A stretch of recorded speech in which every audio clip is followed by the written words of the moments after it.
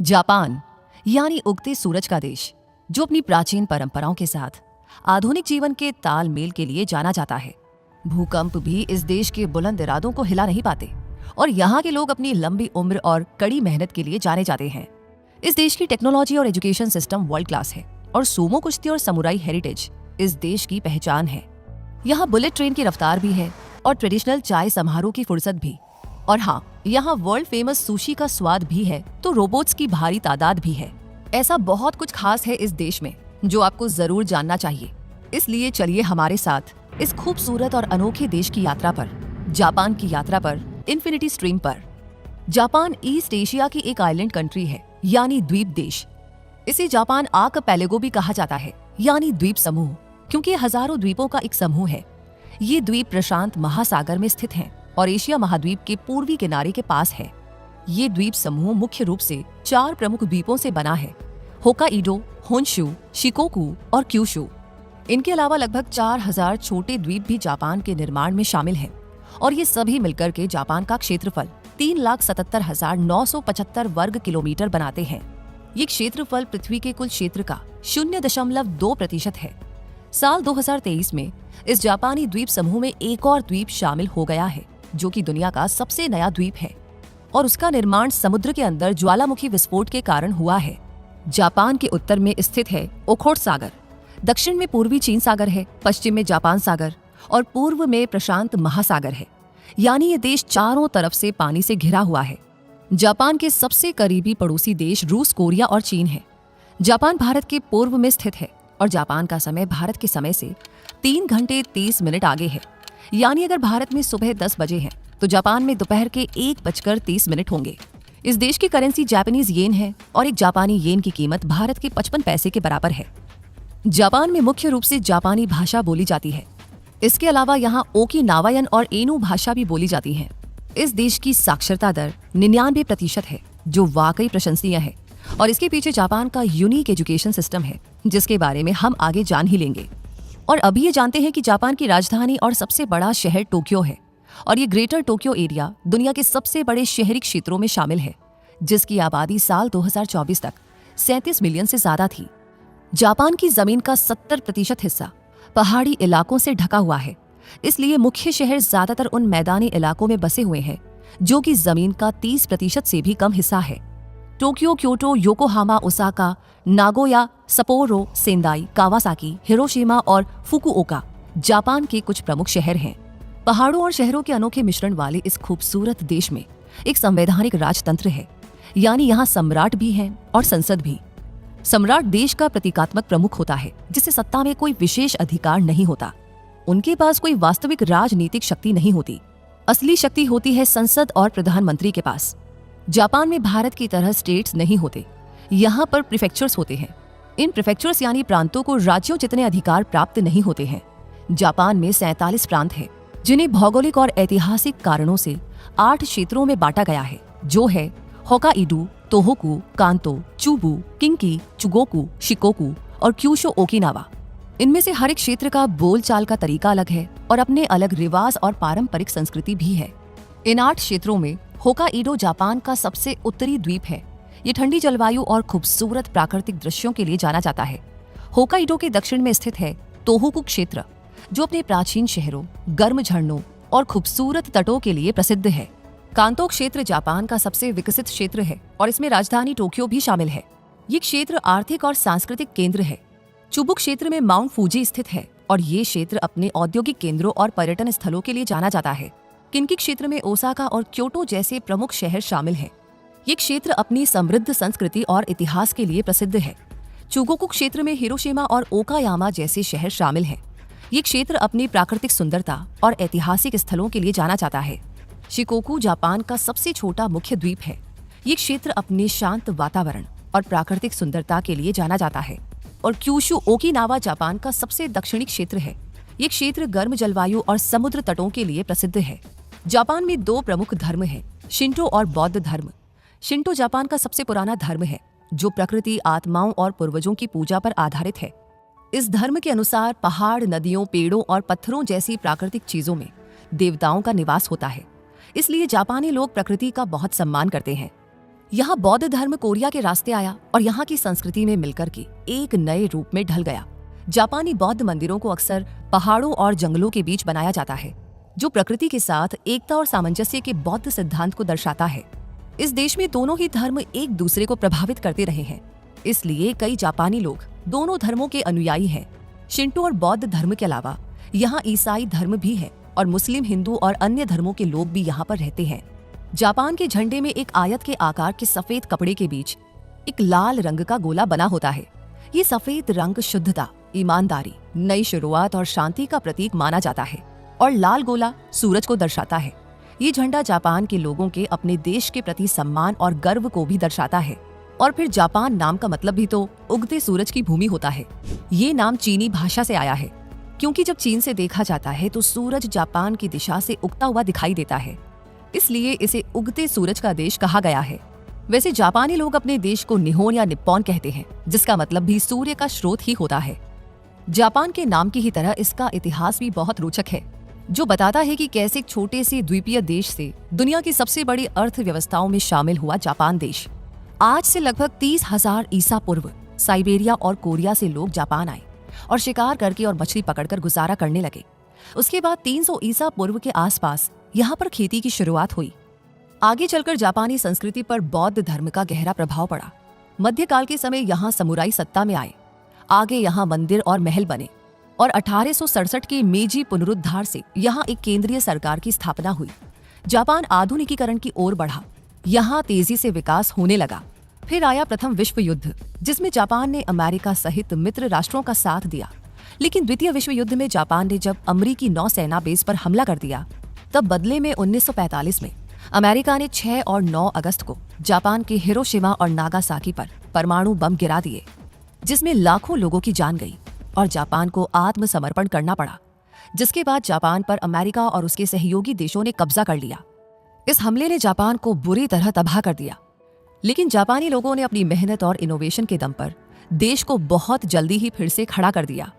19वीं और 20वीं सदी में जापान ने तेजी से औद्योगिक विकास किया। 1947 में जापान का नया संविधान बना और 1952 में ये देश अमेरिकी नियंत्रण से मुक्त होकर के पूरी तरह स्वतंत्र हो गया। उसके बाद जापान लगातार तेजी से आगे बढ़ता चला गया और आज जापान की अर्थव्यवस्था दुनिया की चौथी सबसे बड़ी अर्थव्यवस्था है। जापान की इकोनॉमी मिक्स्ड इकोनॉमी है, जिसमें सबसे बड़ा कंट्रीब्यूशन सर्विस सेक्टर का है, जो लगभग 70% है। इस क्षेत्र में banking, insurance, business, information technology, health care, education और गवर्नमेंट सर्विसेज शामिल हैं। और इंडस्ट्रियल सेक्टर जापान की जीडीपी में 30% का कंट्रीब्यूशन देता है। इंडस्ट्रियल डेवलपमेंट ने जापान को एक विकसित देश बनाया है और इस क्षेत्र में जापान की हाई क्वालिटी और एडवांस टेक्नोलॉजी वाली कार, इलेक्ट्रॉनिक्स और मशीनरी जैसे उत्पाद आते हैं। इनके अलावा एग्रीकल्चर, फॉरेस्ट्री और फिशिंग भी यहाँ के इम्पोर्टेंट सेक्टर्स हैं। स्ट्रॉन्ग इकोनॉमी वाले जापान की नेचुरल ब्यूटी भी बेहद खास है। यहाँ होकाइडो और तोहोकू क्षेत्रों के घने जंगल भी हैं, माउंट फूजी जैसे पहाड़ भी हैं, हमाहिगाना और मिबाऊ जैसे समुद्री तट भी हैं और ओकिनावा और यायामा जैसे द्वीप भी हैं। इसके बावजूद इस पहाड़ी देश का ज्यादातर हिस्सा घने जंगलों से ढका है, जो इसे दुनिया के सबसे ज्यादा वन क्षेत्र वाले विकसित देशों में शामिल करता है। इसके अलावा भी कुछ है जो जापान को बहुत अलग बनाता है, और वो है रिंग ऑफ फायर। जी हाँ, जापान रिंग ऑफ फायर में स्थित है, जो प्रशांत महासागर के किनारे के आसपास सक्रिय ज्वालामुखियों और भूकंपीय गतिविधियों का एक क्षेत्र है।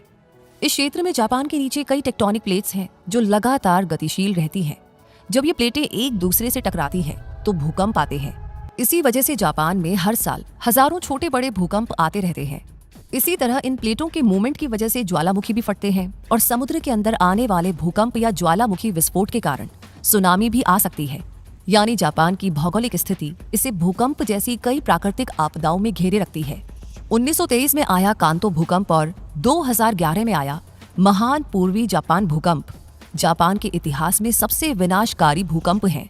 लेकिन जापान जैसा देश कहाँ हार मानने वाला है।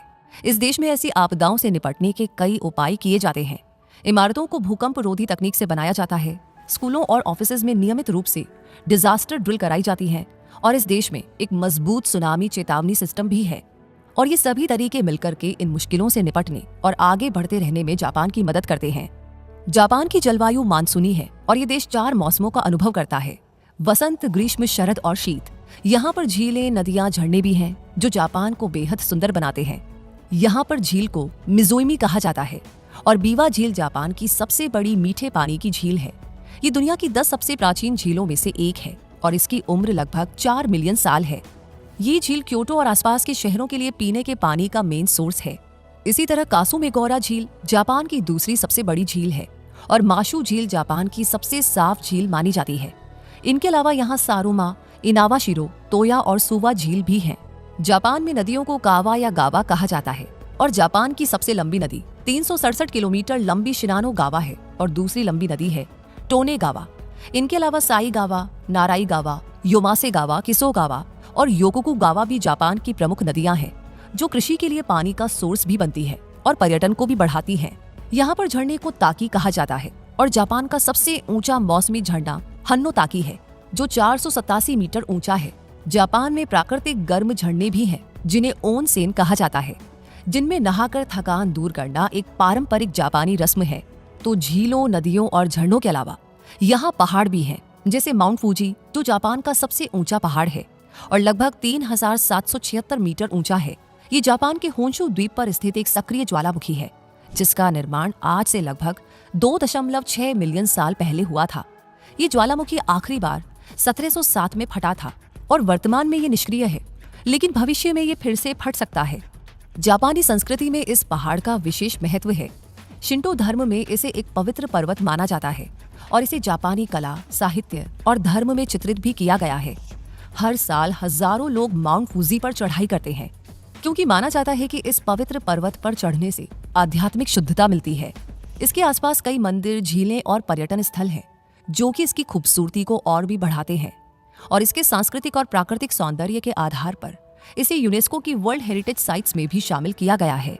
ये पर्वत जापान के 3 पवित्र पर्वतों में शामिल है जो है माउंट फूजी, माउंट ताते और माउंट हाकू पर्वत। इन पर्वतों को उनकी प्राकृतिक सुंदरता, धार्मिक महत्व और सांस्कृतिक महत्व की वजह से पूजा जाता है। ऐसा ही एक और पहाड़ जापानी आल्प्स है जो जापान के मध्य भाग में स्थित एक खूबसूरत पर्वत श्रृंखला है। हिदाकियो और अकाशी, ये 3 मुख्य पर्वत श्रृंखलाएं मिलकर के जापानी आल्प्स बनाती हैं। इनकी खूबसूरती यूरोपीय आल्प्स से मिलती जुलती है। यहाँ पर गहरी घाटियाँ, ऊंचे पर्वत शिखर, झीलें और गर्म झरने भी हैं और यहाँ skiing, rock climbing, trekking, camping और साइकिलिंग का मजा भी लिया जाता है।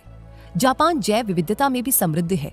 यहाँ जापानी मैपल, जापानी रेड पाइन और चेरी ब्लॉसम जैसे पेड़ पौधे पाए जाते हैं। तो यहाँ पर घास के मैदान भी हैं। बाढ़ नियंत्रण में सहायक आर्द्र भूमि भी यहाँ पर है, तटीय क्षेत्र भी है और प्रवाल भित्तियां भी हैं। यहाँ पर जापानी मैकाक, जापानी डियर, एजो रेड फॉक्स और जापानीज जायंट फ्लाइंग स्क्विरल जैसे मैमल्स भी पाए जाते हैं और बुश वॉबलर, स्वॉलो और ग्रीन फेजेंट जैसे बर्ड्स भी पाए जाते हैं। हाबू और मामुशी जैसे रेप्टाइल्स और डुगोंग जैसे मरीन मैमल्स भी यहाँ पर रहा करते हैं। ग्रीन फेजेंट जापान का नेशनल बर्ड है। जापान का नेशनल ट्री चेरी ब्लॉसम या साकुरा है और चेरी ब्लॉसम और क्राइसेंथेमम यानी गुलदाउदी दोनों यहाँ के नेशनल फ्लावर हैं। इस देश की खूबसूरत और अनोखी जैव विविधता को प्रोटेक्ट करने के लिए यहाँ पर नेशनल पार्क्स का एक बड़ा नेटवर्क है, जिनमें हिडाका सानम्याको एरिमो टोकारी नेशनल पार्क, शिरेटोको नेशनल पार्क, अका नेशनल पार्क और तोवाडा हाची मांटाई जैसे 35 नेशनल पार्क मौजूद हैं। प्रकृति के महत्व को समझने और संरक्षित रखने वाले जापान को तकनीक का इस्तेमाल करना भी बखूबी आता है और इस तकनीक के दम पर इस देश ने दुनिया को ऐसे बहुत से आविष्कार दिए हैं जिनसे हमारी जिंदगी बहुत आसान हो गई है। जापानी तकनीक के इस्तेमाल को यहाँ के होटल्स, रेस्टोरेंट्स, हॉस्पिटल्स और फैक्ट्रीज जैसी हर जगह देखा जा सकता है रोबोट्स के रूप में, जो कि खाना भी परोसते हैं, पेशेंट की केयर भी करते हैं और प्रोडक्ट्स बनाना भी जानते हैं। जापान में रोबोट्स का सबसे ज्यादा इस्तेमाल फैक्ट्रियों और प्रोडक्शन में होता है। ये रोबोट्स चीजें बनाने, जोड़ने और पैक करने में मदद करते हैं। इसके अलावा रोबोट सर्जरी में भी डॉक्टर्स की मदद करते हैं और बुजुर्गों की देखभाल भी करते हैं। जापान के कुछ होटल्स में रोबोट्स कमरे साफ करने, चेक इन और चेकआउट करने का काम करते हैं, तो कुछ रेस्टोरेंट्स में रोबोट्स ऑर्डर लेने, खाना पकाने और सर्व करने का काम भी जानते हैं। सुरक्षा के लिए भी जापान में रोबोट सिक्योरिटी गार्ड्स का इस्तेमाल किया जाता है और अंतरिक्ष मिशन में भी रोबोट्स का इस्तेमाल होता है। इसी तरह जापान ने दुनिया को कई तरह के इलेक्ट्रॉनिक गैजेट्स दिए हैं। पहला electric rice cooker, Blu ray disc और वॉकमैन जैसी चीजें जापान की ही देन है और आज हम जो प्लाज्मा टीवी और एलसीडी टीवी देखते हैं वो भी जापानी इंजीनियर्स की मेहनत का नतीजा है। सोनी, पैनासोनिक, कैनन और निकॉन जैसे टॉप ब्रांड्स जापान के ही हैं और जापानी कार्स भी दुनिया भर में मशहूर हैं। टोयोटा, होंडा और निसान जैसी जापानी कार ब्रांड्स बहुत मजबूत माने जाते हैं। इतना ही नहीं, जापान की बुलेट ट्रेन शिंकानसेन तो दुनिया की सबसे तेज और सबसे सुरक्षित ट्रेन में से एक है। इसकी मैक्सिमम स्पीड 320 किलोमीटर प्रति घंटा है, यानी पलक झपकते ही आपको एक से दूसरे शहर पहुंचाना इसके लिए बहुत ही आसान है। यहाँ की चीबा अर्बन मोनो रेल भी कुछ कम नहीं है। ये ऐसी यूनिक हाईवे रेल है जो जमीन से ऊपर हवा में चलती है, जिसमें सफर करके एकदम नया एक्सपीरियंस लिया जा सकता है।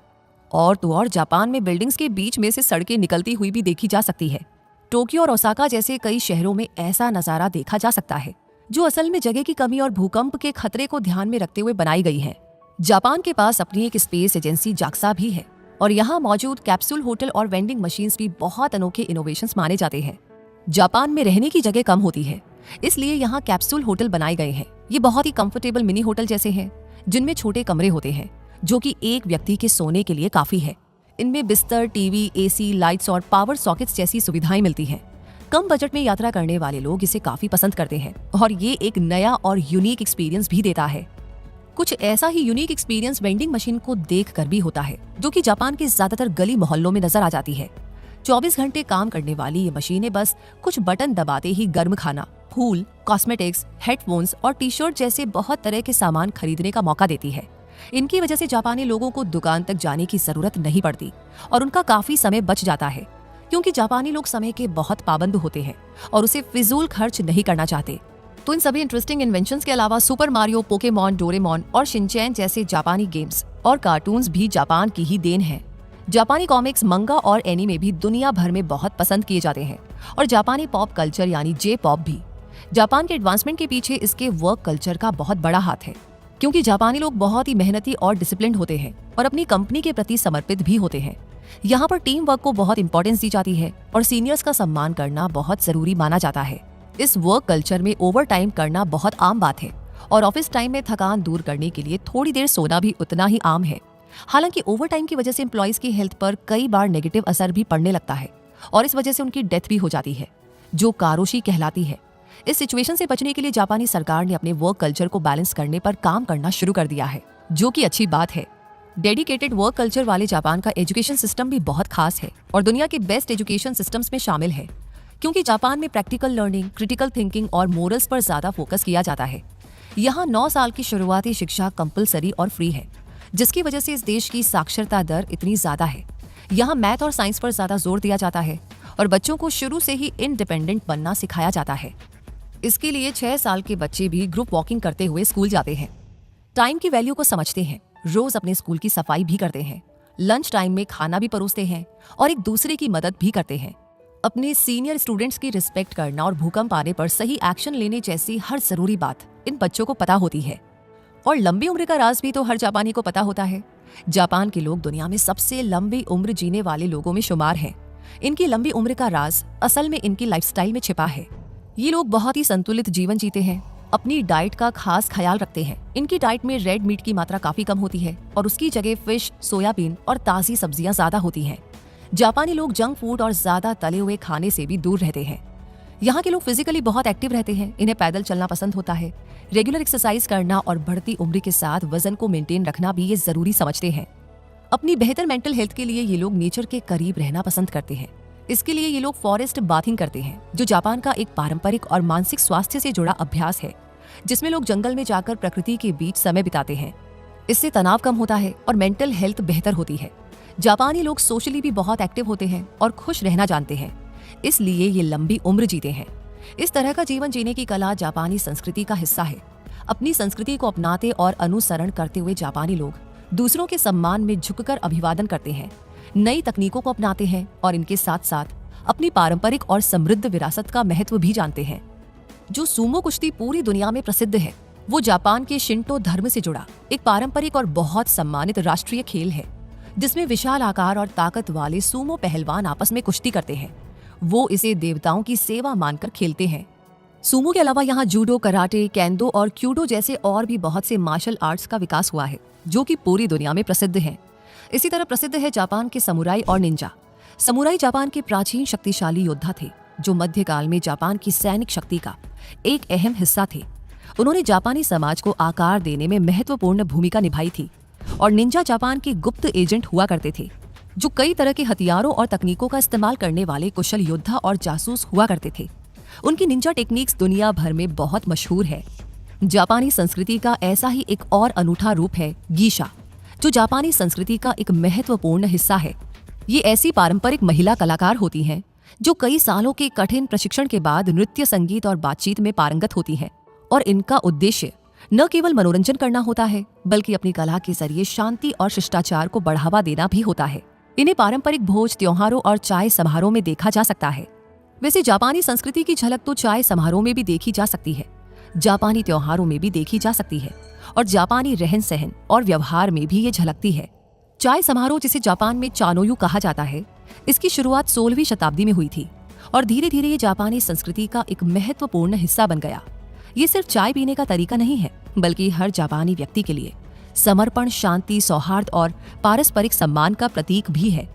जापानी लोग चाय पीने के बड़े शौकीन होते हैं और इस समारोह में मैचा चाय का उपयोग किया जाता है, जो हरी चाय की पत्तियों को पीसकर बनाई जाती है और इसे गर्म पानी में मिलाकर पिया जाता है। चाय समारोह में भाग लेने वाले लोग एक दूसरे के साथ सम्मान, ध्यान और शांति के साथ समय बिताते हैं और मन की शांति का अनुभव करते हैं। इस समय किमोनो पहनने की परंपरा भी है, जो कि एक लंबा ढीला पारंपरिक जापानी पोशाक है, जिसे महिला और पुरुष विशेष अवसरों पर पहना करते हैं, जैसे चाय समारोह, शादी और सांस्कृतिक अवसरों पर। इस चाय समारोह की ही तरह जापान के त्योहार भी बहुत खास होते हैं। ये मात्सुरी कहलाते हैं और इस देश की संस्कृति और परंपराओं को करीब से देखने और महसूस करने का अवसर देते हैं। ये त्योहार प्रकृति, देवताओं और समुदाय के बीच मजबूत संबंध दर्शाते हैं। वसंत ऋतु के आने पर होने वाला चेरी ब्लॉसम फेस्टिवल या हनामी बेहद खास है। इस सीजन में चेरी के पेड़ खिलकर के गुलाबी हो जाते हैं और बेहद खूबसूरत नजारा बनाते हैं, जिसे देखकर पूरा देश खुशी से झूम उठता है। टोक्यो का उएनो पार्क इस त्योहार का सबसे फेमस स्पॉट बनता है, जहां हजारों चेरी के पेड़ हैं, जिनके नीचे लोग बैठ करके पिकनिक बनाते हैं और सांस्कृतिक कार्यक्रमों का भरपूर आनंद लेते हैं। ऐसा ही त्योहार गियोन मात्सुरी है। क्योटो में आयोजित होने वाला ये त्योहार अपने भव्य रथों के लिए प्रसिद्ध है। शिकोकू में मनाया जाने वाला आवा ओडोरी त्योहार अपने जोशीले नृत्यों के लिए जाना जाता है। सांजा मात्सुरी और कांदा मात्सुरी टोक्यो के प्रमुख शिंटो त्योहार हैं, जिनमें लोग पारंपरिक कपड़े पहनकर सड़कों पर पोर्टेबल मंदिरों का भव्य जुलूस निकालते हैं। और सापोरो स्नो फेस्टिवल, जो सर्दियों का त्योहार है, उसमें बर्फ की मूर्तियां बनाई जाती हैं, जिन्हें निहारने के अलावा लोग बर्फ में खेलने और स्कीइंग करने का पूरा मजा लेते हैं।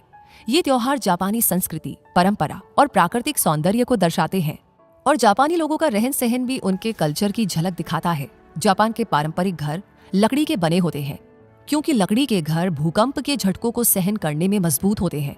इन घरों में तातामी फर्श होता है, जो बांस से बनी मोटी चटाइयां होती हैं, जिन्हें लगभग 600 साल पहले से जापानी घरों में इस्तेमाल किया जा रहा है।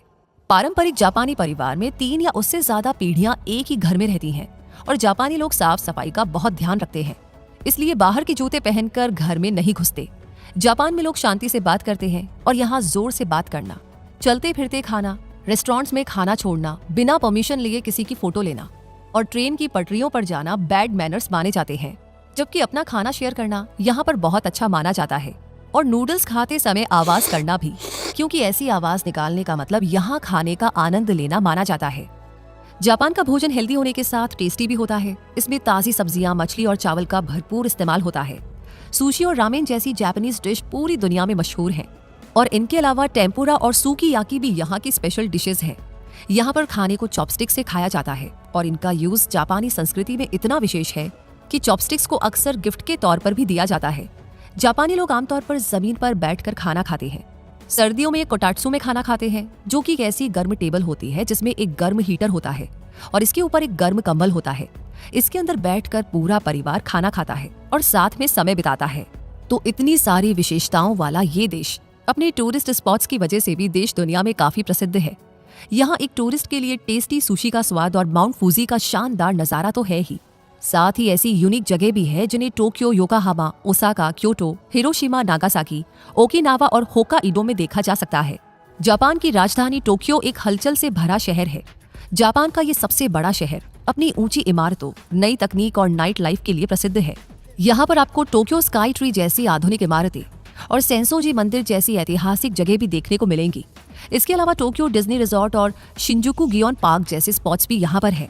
योकोहामा, जो जापान का दूसरा सबसे बड़ा शहर है और अपने आधुनिक आर्किटेक्चर, सुंदर समुद्र तटों और ऐतिहासिक स्थलों के लिए जाना जाता है। ये शहर जापान के सबसे बड़े बंदरगाहों में से एक है और ये कैनल एरिया, मिनाटो मिराई और कुपर्टिनो जैसे प्रमुख स्थानों के लिए जाना जाता है। यहाँ जापान का सबसे पुराना theme park Yokohama Cosmo world भी है और जापान का सबसे पुराना और सबसे बड़ा चाइना टाउन भी है। प्राचीन बौद्ध मंदिर होमोनजी भी यहीं पर है। बात करें ओसाका की, तो ये जापान का तीसरा सबसे बड़ा शहर है।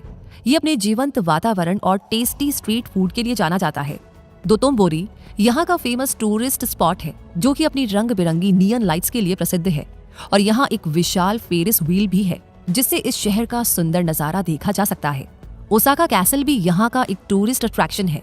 वहीं क्योटो, जो कि जापान की पूर्व राजधानी थी और अपनी समृद्ध संस्कृति और इतिहास के लिए जाना जाने वाला शहर है। यहाँ 2000 से भी ज्यादा मंदिर है, जिनमें किंकाकुजी और कियोमिजू डेरा जैसे मंदिर प्रमुख हैं। क्योटो शहर गीशा संस्कृति का मुख्य केंद्र भी है। हिरोशिमा शहर, जो कि अब शांति और पुनर्निर्माण का प्रतीक है, इसमें हिरोशिमा पीस मेमोरियल पार्क और हिरोशिमा गेनबाकू डोम है और शुकेएन जैसे सुंदर बगीचे और मियाजिमा द्वीप भी हैं, जो प्रसिद्ध इत्सुकुशिमा मंदिर के लिए जाना जाता है। नागासाकी एक ऐतिहासिक बंदरगाह शहर है और यहाँ जापानी और यूरोपीय संस्कृतियों का मिश्रण भी देखने को मिलता है। नागासाकी पीस पार्क और स्मोकिंग हिल पार्क के अलावा यहाँ की प्राकृतिक सुंदरता जैसे माउंट इम्यामान और ओनोबाशी भी पर्यटकों को आकर्षित करती है। जापान के दक्षिणी हिस्से में स्थित ओकिनावा द्वीप समूह अपने खूबसूरत समुद्र तटों और क्रिस्टल क्लियर पानी के लिए प्रसिद्ध है। यहाँ की रयुकयू संस्कृति, जिसमें चीनी, जापानी और अन्य एशियाई संस्कृतियों का मिश्रण है, पर्यटकों के लिए एक अद्भुत अनुभव प्रस्तुत करती है। ऐसा ही एक द्वीप है होकाइडो, जो कि अपनी प्राकृतिक सुंदरता के लिए जाना जाता है। यहाँ टूरिस्ट ज्वालामुखी, गर्म झरने और खूबसूरत झीलें देख सकते हैं और स्कीइंग, हाइकिंग और वाइल्ड लाइफ को देखने का मौका भी आप यहाँ पर पा सकते हैं। तो इन फेमस सिटीज और आइलैंड्स के अलावा जापान में माउंट फ्यूजी जैसी कई वर्ल्ड हेरिटेज साइट्स भी हैं, जिन्हें देखकर जापान के इतिहास और कल्चर को करीब से समझा जा सकता है। जैसे होर्युजी मंदिर। इस प्राचीन मंदिर परिसर में दुनिया की कुछ सबसे पुरानी लकड़ी की संरचनाएं हैं, जो असाधारण कारीगरी का प्रदर्शन करती हैं।